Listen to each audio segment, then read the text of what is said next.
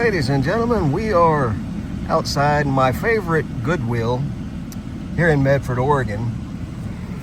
And we are about to go in there for the second episode of Free Money Thrifting for Online Sales. We just got back from the bottle drop. I don't record video out there. There's some very peculiar people out there that don't appreciate being on video. But anyway, we dropped off $8.90 worth of cans and bottles. And in our last episode, after buying a lock and listing it, we were left with $1.09 to the good, which means we now have $9.99 to go in here and find something. So let's go see if we can go in here and find something for less than $10 that we can buy and flip online for a profit. I'll see you in there. We're in here. They had new carts out, and I snagged this copper pot pan thing. Some of that kind of stuff can be worth good money, so we'll look that up here in a bit. We are on my favorite little knick-knack bric-a-brac aisle, and we're going to go through here and see what we can find. All right, well, first thing I come across is this candle holder. There's too bad there's only one. I have another Knickknacks live sale coming up soon, and it's all going to be about lights, lighting, lamps, anything to do with light.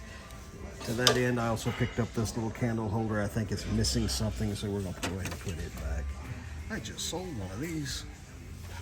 That one has got that calcium lime or whatever it is build up in it. I think we'll leave that here.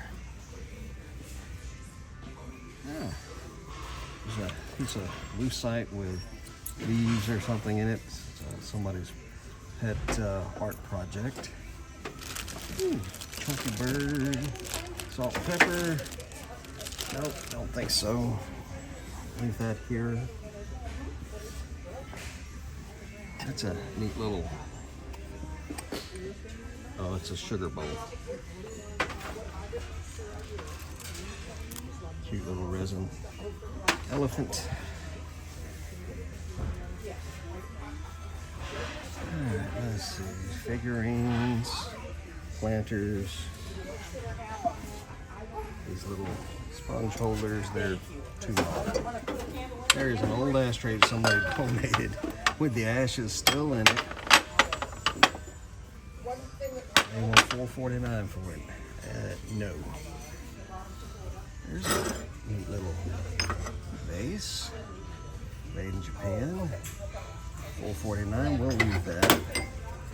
I just had a sale where I sold most of my pottery and porcelain and figurines and that kind of stuff, so we're not looking for that unless it's something really, really good at the moment.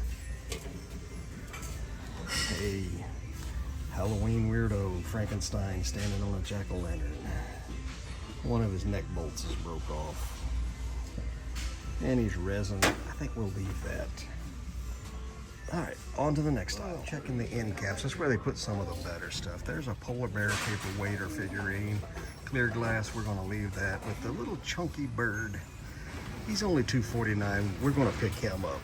Ladies and gentlemen, we have a winner chicken dinner. These are Nike Ant Pearl shoes. We're going to get them for $8.49.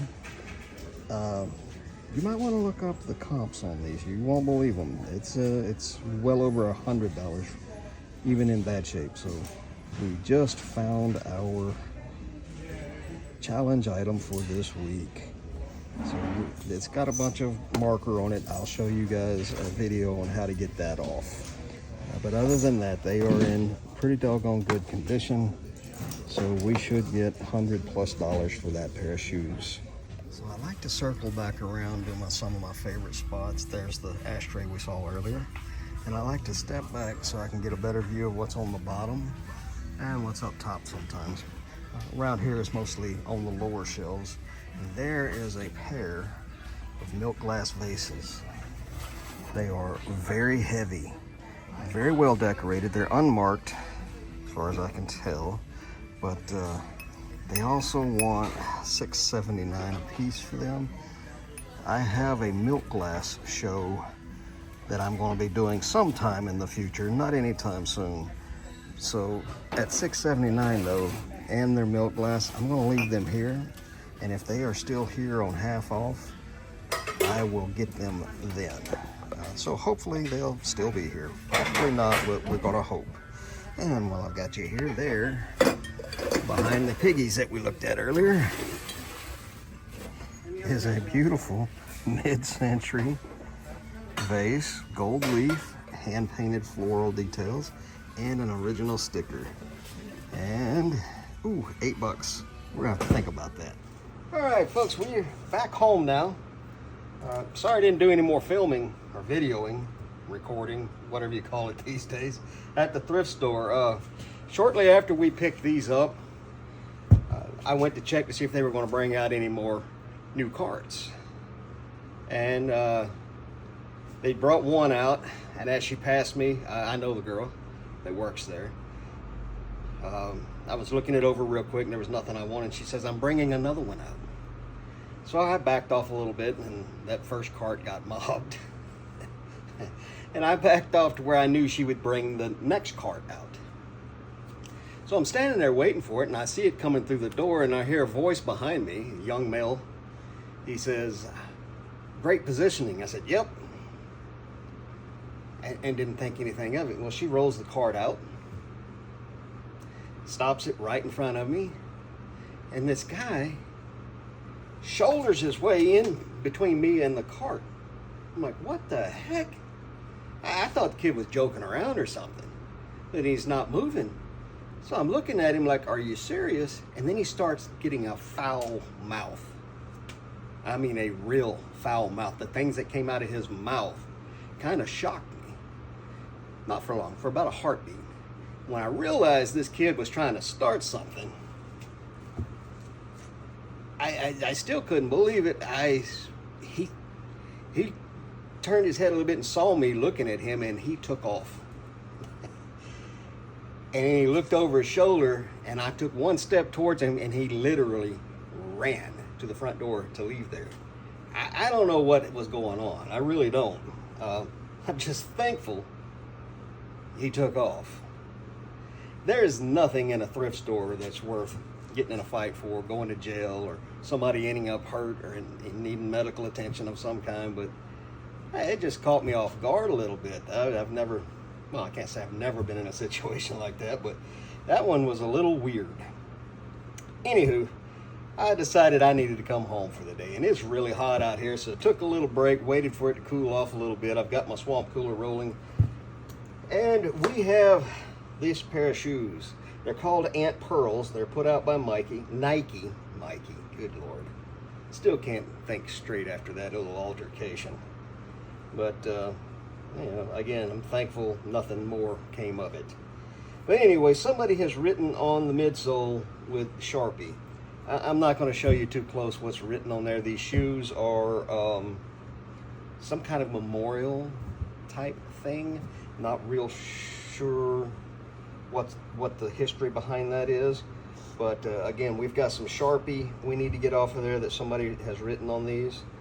And what I like to use, denatured alcohol. You know, when they write the price on the bottom of the sole or there's any kind of writing on it, a lot of people will tell you alcohol. They'll tell you to grab a dry erase marker. Look, there's a lot of ways to do this. The easiest way I have found is with denatured alcohol. Sometimes I use blue shop towel. If that's not quite aggressive enough, we have one of these cellulose sponges, those magic eraser things. We're gonna try with the blue shop towel first. I'm not gonna just go spraying on the shoe. I'm gonna spray some on the shop towel, get it nice and damp, and we're gonna see if we can get that off of there. Well, it's lightening it up for sure, but that's all it's doing so far.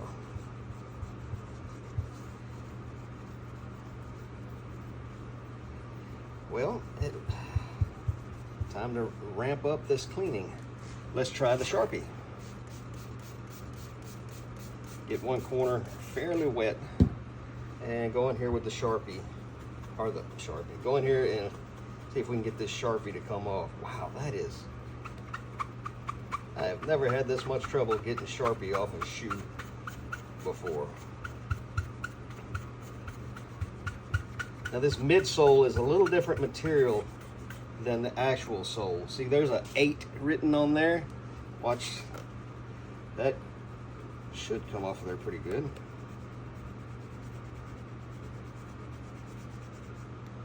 Wow, even the sole is not coming clean. Tell you what, let's ramp it up another step. If denatured alcohol won't take it off, let's move it up to some acetone. Be careful with this stuff. Test it in an inconspicuous spot first. Let's try that spot on the sole where there was a number 8 on there. Let's just touch it real quick and come back. All right, now let's scrub on it. Even acetone is not wanting that to come off. Let's try this little bit different material.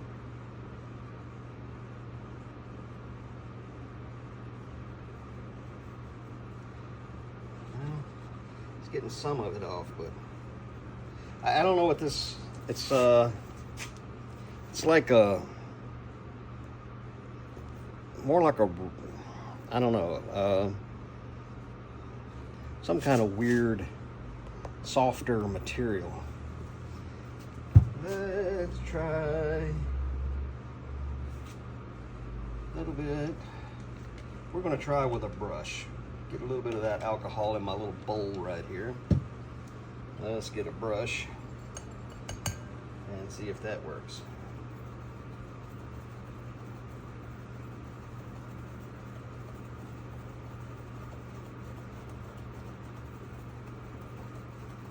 Not touching it. What to do, what to do. Okay, well, I'm gonna pause, I'm gonna go get something else, and I'll be right back. Well, this may be one of those times when I have to eat my words. We have a dry erase marker. We are gonna see if that works better. We're gonna really get in there, try it on the bottom first. And scrub it around. We're going to get a little bit of our denatured alcohol. See if that takes it off. Nope. There is something about the soles and midsoles of this shoe that just sucks the ink down in.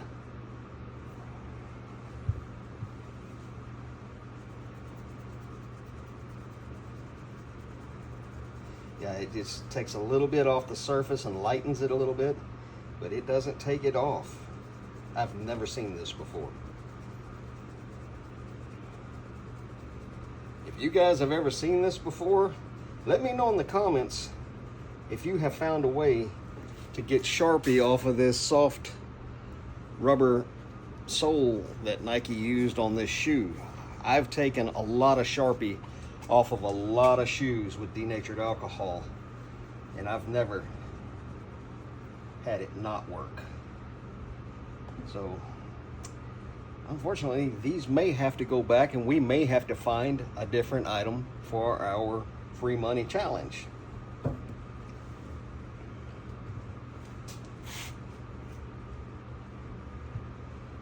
Yeah, it's just not working.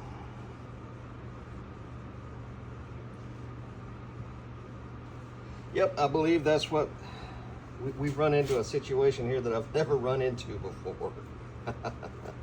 So, unfortunately, things happen sometimes. So, in this case, I'm lucky enough that my local Goodwill takes returns. So, these will get taken back, and we'll find something else for the challenge. So, stick around. In the next day or two, we will go back to that Goodwill, trade these shoes in for store credit, and get us something else for our challenge. Man, I thought I hit a jackpot on this one. We did it. Brought those shoes back, turned them in for credit, store credit, and I found our item. I did open the box and look, it's all there, but it does need to be cleaned and tested. So we'll get this back to the shop.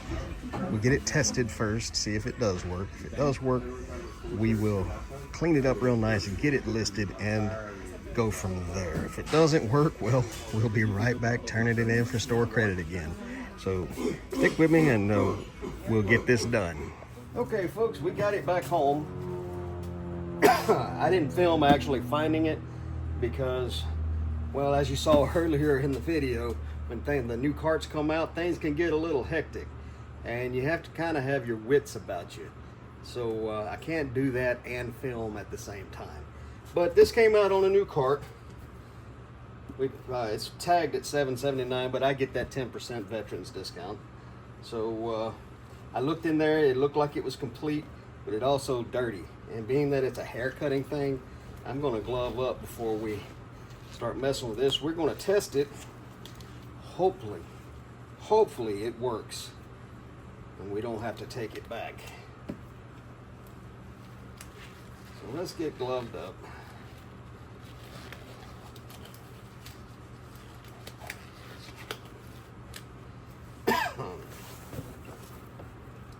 And let's get this out of there. There's a plastic bag of some kind. It's got the booklet. Got I think that's what the power cord is supposed to go into. I don't think we'll reuse that. Here is the power cord. Here's the hose.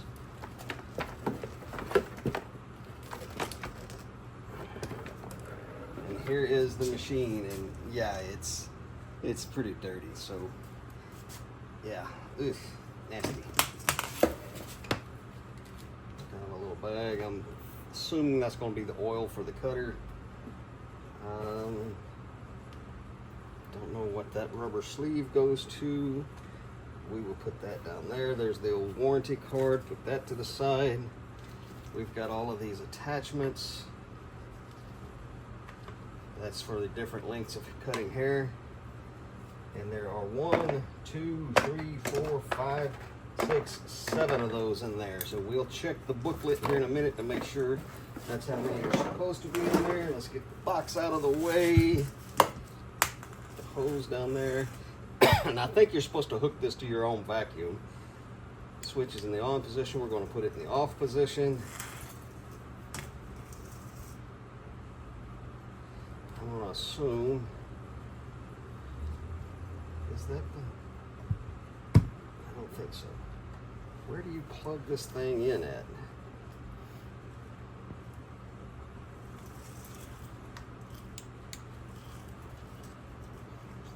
Well, let's look at the book.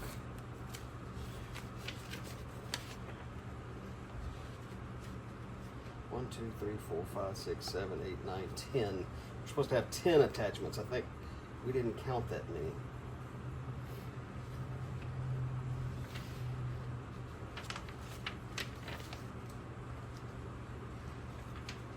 Do's and don'ts getting started.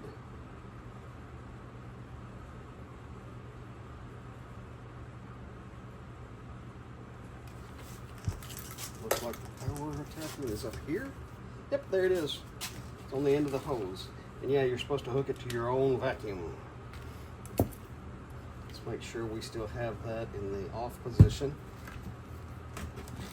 That up there. Put it in our power strip. Turn our power strip on. Hey, it works. Yep, it works. Okay, we're going to list this. And we'll have the listing link down in the comments down below. Or in the description of the video, we will have it listed. For now, let's do an inventory. Double check the number of attachments that are supposed to be in this thing. I normally have some rubber bands laying right here, but apparently I am out. Alrighty. Get the box back up here. Let's count in. So one, oh, there we go. There's a couple of them stuck together. 1, 2, 3, 4, 5, 6, 7, 8 attachments, and they all have to be clean too. They've got oil residue on some of them. 8 attachments. 2, 3, 4, 5, 6, 7, 8, 9, 10. So yeah, we are missing 2 of the attachments. And straight.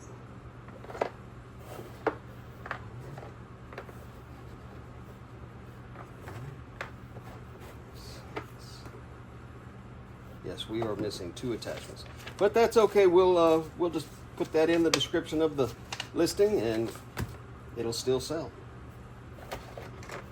So I'm not going to clean this thing on camera for you. It's just spraying it down with denatured alcohol, which will also sterilize it.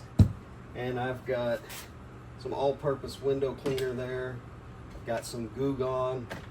We'll get it all cleaned up and get it listed. Let's see. Give me just a minute and I'll give you a breakdown on where we stand with the money.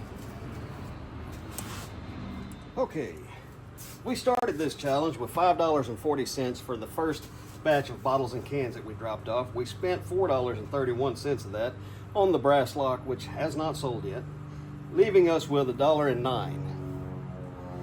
Then we took in our second batch of bottles and cans and got $8.90, which gave us a total of $9.99.